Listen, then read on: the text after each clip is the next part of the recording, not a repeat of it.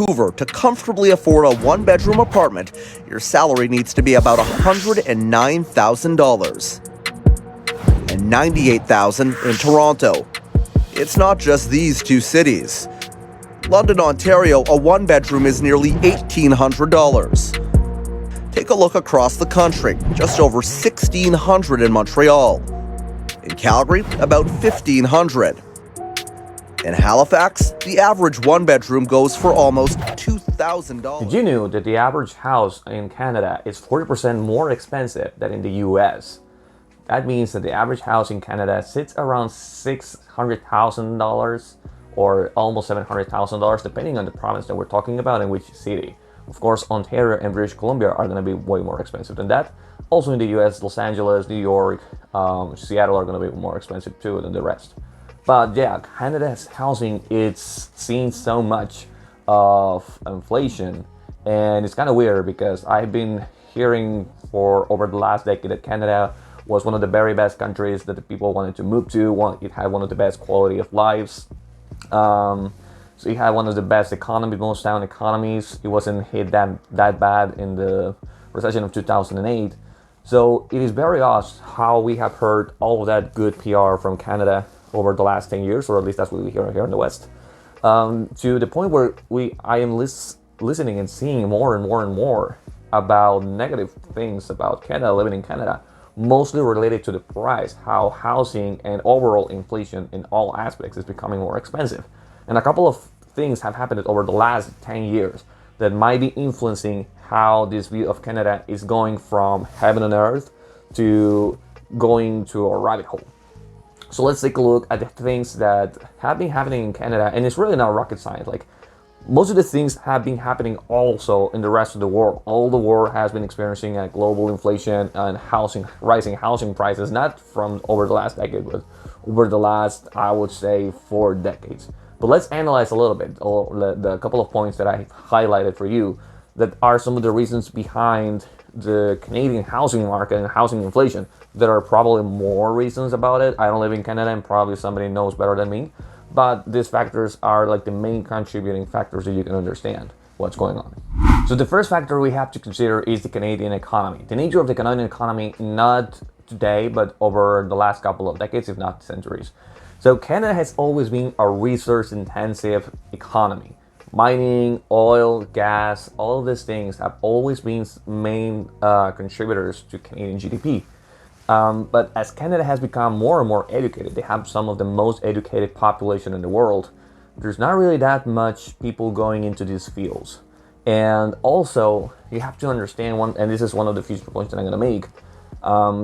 Canada hasn't put that much money into business development, which will mean like machinery, equipment, software, intellectual property, all of these things. There hasn't been that much investment into business, which leads to less productivity compared to other parts of the world where they have invested that money into becoming more productive in all of their industries.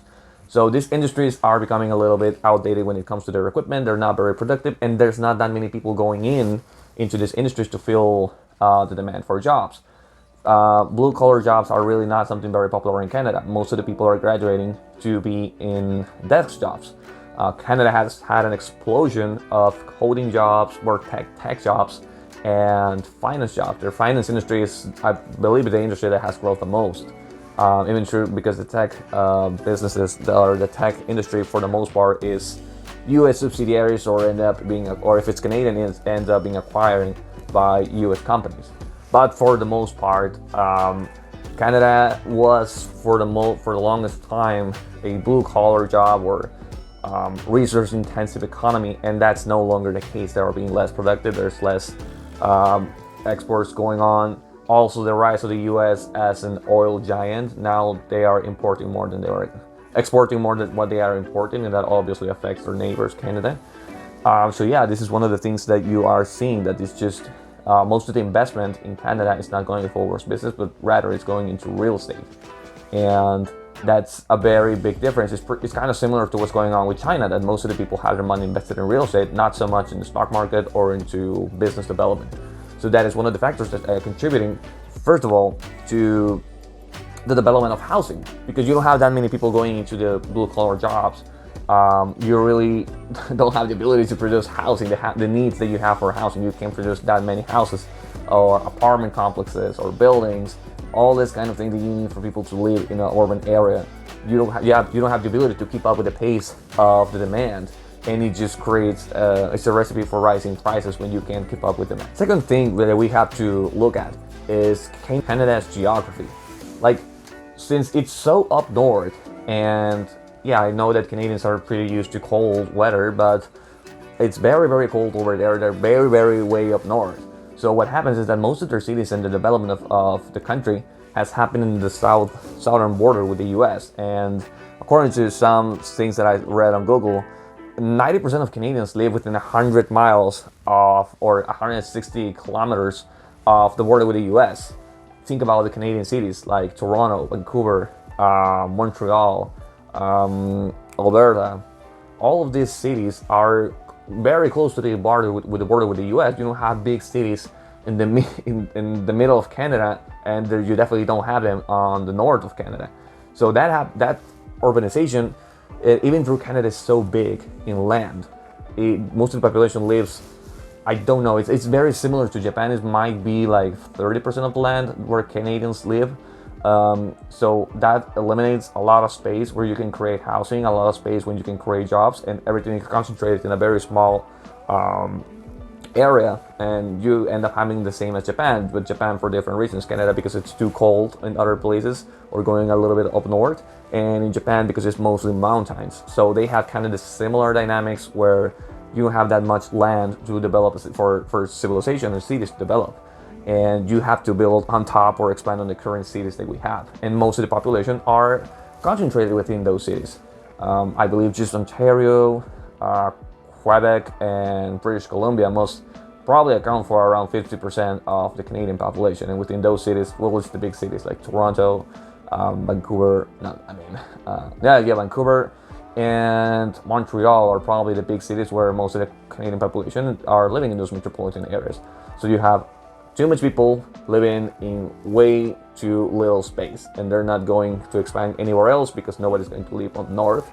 They're not going to build a civilization on top of anything. They're going to be building on top of what you already have. Most of the jobs are already in those cities.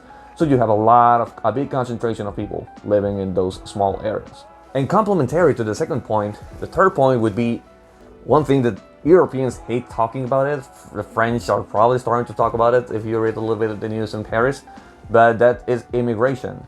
So, as I said previously, when you have too much people trying to compete for housing in a very small area, and you really cannot expand or go somewhere else, and on top of that, you add more people that are coming to the country from other parts of the world. Canada was, I swear, for at least the last 6 years, on top of every list about where people wanted to move to, or it was probably in the top of countries that were receiving new immigrants. They have some immigrant visa programs where they were bringing to the country a lot of people that were very skilled in desk jobs, of course. But yeah, they have a lot of programs like that, and a lot of people going there. I remember for a long time, a lot of YouTubers were getting viral with the type of videos that I moved to Canada. How did I move to Canada? Or tips on moving to Canada. So yeah, it was very popular, the idea of moving to Canada over the last 6 years, probably more. But yeah, they brought a lot of people in, a lot of people from other countries, and that adds up to more people into the same areas: Vancouver, Toronto, Montreal, Quebec City, and you end up having even more people than you already had. And top that with interest rates being so low for so long, because that's many parts of the world Canada dropped interest rates near zero or to zero to counter the 2008 financial crisis. And you have so much debt available, so many people coming in, foreign investment from China into the real estate market. So it was a recipe to inflate real estate prices more than ever, because I don't really have the number of how much this has increased over the last 10 years or 20 years, the price of real estate in Canada. But just the idea that it, no wait, I do have a statistic. Like, just as a benchmark, the average house in Canada, as I can find in Google, I found this benchmark that the average home price in Canada is around $760,000, which is almost 100,000 more than last year. So over a year, you had $100,000 increase in the average home price in Canada. That just tells you a lot about how much the housing problem is over there. And it's just because immigration is still ongoing, it's still a big thing in Canada. I think they still have those programs. They still have low interest rates. So it's still, I don't think they had that much investment, foreign investment, but you already had a whole decade of that. So it is obviously going to drive up the prices. Just think about supply and demand. You have limited supply of housing because of geography and because of lack of skilled workers in blue collar jobs that are going to be building housing. And you also have immigration and a lot of people who are living in a very small concentrated areas. And you have a high demand and very low supply, very low ability to supply housing for people. So that's going to drive up prices. And to make matters even worse, to condition a little bit more the part of the supply, you have high regulation in Canada. High regulations for building housing. First of all, the first one that most countries suffer from, which is zoning, but even more than that, regulation in Canada, according to something that I found on Google, they require developers to build high quality, more efficient buildings. So that's going to drive up the cost of building more housing, of building more apartment complexes. Just because of the regulation is going to cost more. The standards are higher, and I'm going to guess it's like a green policy or something like that for the environment. That's going to drive up the price of the cost of building housing, and that's going to drive up even more. It's going to be one more contributing factor to either building more houses that are going to be more expensive, or just not building them because it's not profitable to build them. So you have that recipe for disaster, and that kind of explains the housing problem in Canada overall. It's just a supply and demand problem. Supply being the regulations, zoning, not that many workers to fill the jobs to develop housing. And you have the demand problem where you have a whole new generation joining the workforce, which is the millennials and Gen Z, and you have the problem of immigration. Also, you have a lot of people, and because of geography, you cannot expand somewhere else. You don't have that many places with great jobs. So most of the people who come to Canada, they're coming to the same places where Canadians are already highly concentrated, and they're not going anywhere. They cannot expand that much because of regulations. So you have a lot of people competing with very little housing, and it drives housing prices to the roof.